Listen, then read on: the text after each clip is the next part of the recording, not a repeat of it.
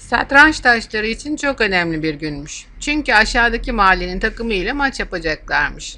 Sabahleyin erkenden kalkmışlar, ellerini yüzlerini yıkamışlar, beyaz formalarını giymişler. Önce kendi aralarında plan yapıp sonra maça gideceklermiş. Maç saatinden çok önce satranç tahtasında buluşmuşlar.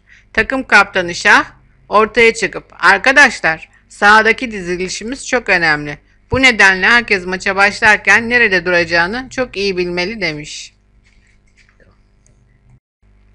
Biraz durakladıktan sonra ben hepinize nerede duracağınızı söyleyeceğim. Sonra kalelere dönerek sizler tahtanın birer köşesinde duracaksınız. Bunun üzerine kaleler hızlı adımlarla görev yerlerine doğru koşmuşlar. Şah atlara dönerek sizler de kalelerin yanında duracaksınız. Atlar görev yerlerine doğru koşturmuşlar.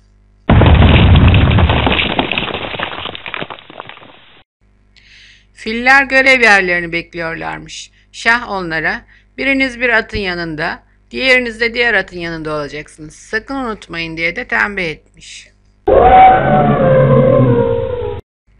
Filler de görev yerlerine doğru giderlerken Şah, vezire dönüp, bu sırada sadece 2 kare boş yer var. Birinde sen dur, diğerinde ben durayım demiş. Vezir, olur. Ancak hangi karede ben, hangi karede sen duracaksın demiş. Şah, evet haklısın. Unutmamak için sen kendi rengindeki karede durursun demiş.